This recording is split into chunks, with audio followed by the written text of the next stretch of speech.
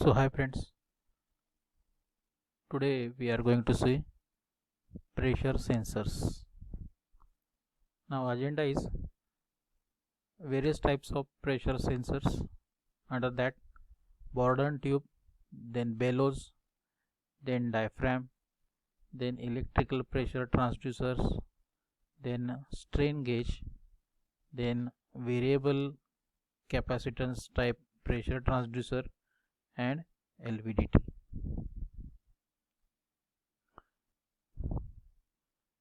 So again, these are the various types of pressure sensors that we have just discussed, and we are going to see it one by one. Bourdon tube, this is one type of pressure sensor. So you can see the construction here.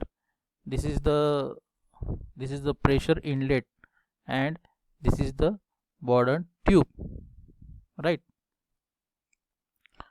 So at another end it is attached with the link, and this link is attached with the fixed pivot, then gear. You can see here pinion, there is also a pinion which is attached to pointer, right? Now let's see how it's work. So you can see here, this is the pressure inlet. So the material of which pressure has to be checked, that is passed through this input end, through this pressure inlet, right? And due to this pressure inlet, material will the fluid will flow through this Bourdon tube, and due to pressure it will change its shape. It will change its shape in either 2 or 3 millimeter. It will shrink or it will expand. It will either shrink or it will either expand 2-3 millimeters. So at this end there is a link.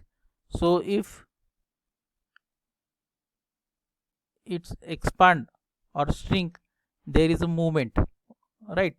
And this movement is captured by this scale, and the scale will get deflected. So depending upon the pressure, there will be a displacement at another end of that Bourdon tube, and corresponding reading will be shown here by the pointer. So that is the working of Bourdon tube.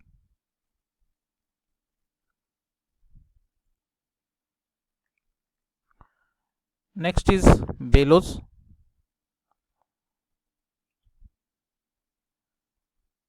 So here you can see this is a case, and in this case this is a bellows, and in that bellows you can see here a spring is attached.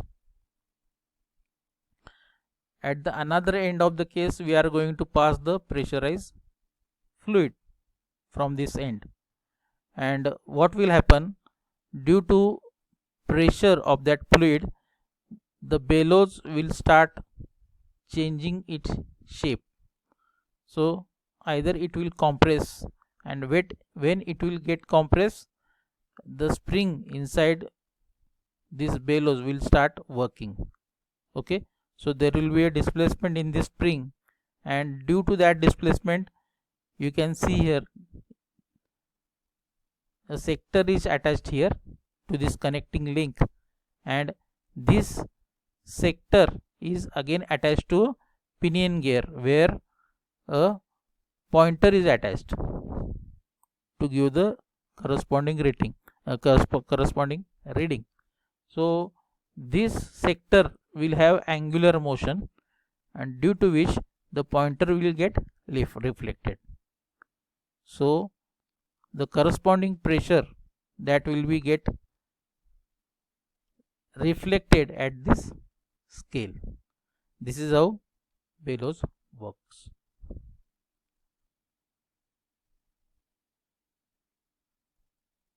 The next is diaphragm. So you can see here from this end we are going to pass pressurized fluid, you can see here, and at another end there is a diaphragm. So when the pressurized fluid is passed through here, there is a opposition offered by diaphragm. So diaphragm will get, the shape of the diaphragm will get changed. Okay, so here to this diaphragm a pointer is attached. So due to change in shape of the diaphragm, the pointer will get movement. So here when pressure increase at bottom, the diaphragm get expand upward side. Expansion of diaphragm move the stem upward, and this stem or rod move the pointer with mechanical gearbox. Okay, so there is a pinion gear here. Okay, this is how diaphragm works. Now next type of pressure transducer is electrical pressure transducer. This is based on piezoelectric material. So you can see here there is a piezoelectric material, and these are the two electrodes. So you, as you know that the piezoelectric material, when changes its shape, it will produce an EMF. So we will be applying a force from one end, and due to that force the piezoelectric material will change its shape. So we will be having corresponding output voltage or output EMF at this terminal. This is how electrical pressure transducer works.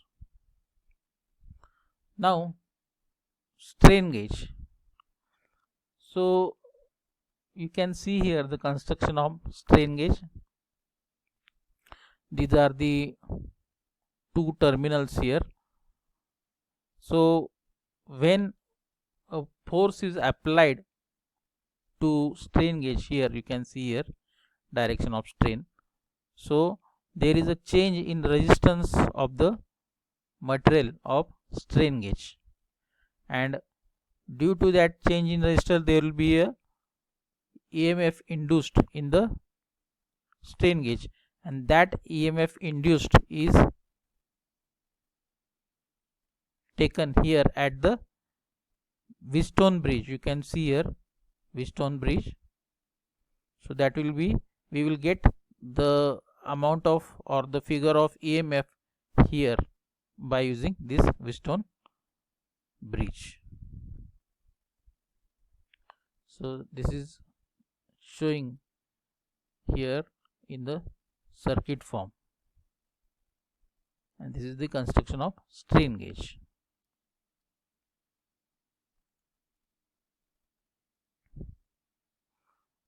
Now strain gauge type pressure transducer, you can see here again.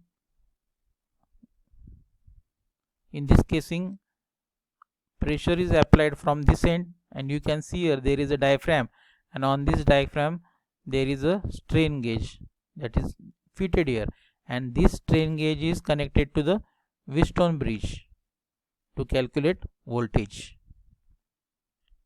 So you can see here, due to this pressure the diaphragm changes its shape, and due to change in shape there will be a strain in this strain gauge, and due to that strain there will be a change in resistance, and this change in resistance will produce the corresponding EMF or voltage, and that voltage is calculated by using this Wheatstone bridge,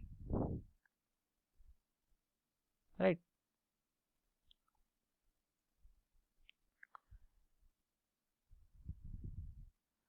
Then next is LVDT.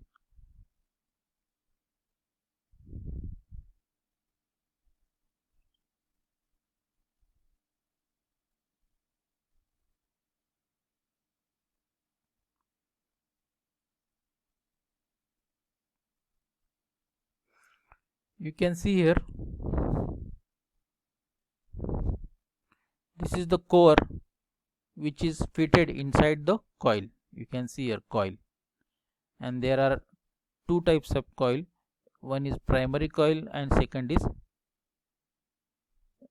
secondary coil. Okay, so here you can see this is the core and this is the primary coil. So to the primary coil we are supplying AC voltage here, and this is the secondary coil. You can see here. Then here for the secondary coil you can see here the terminals. So when we supply AC current to this primary coil, there is a core in between primary and secondary coil. So an EMF will get induced in the core and the core will have displacement. This is the working principle of LVDT.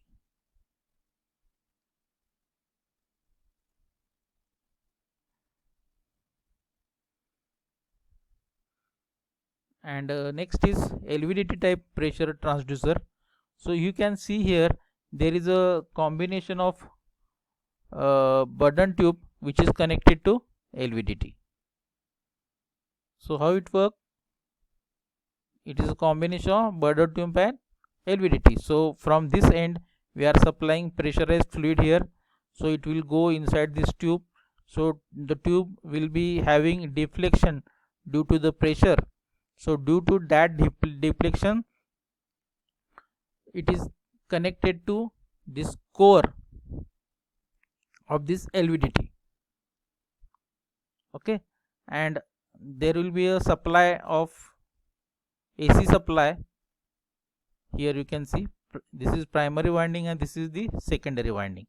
So we are supplying AC to this primary winding, and there will be a displacement of this core due to this Bourdon tube. So due to that, this displacement will be having output voltage here.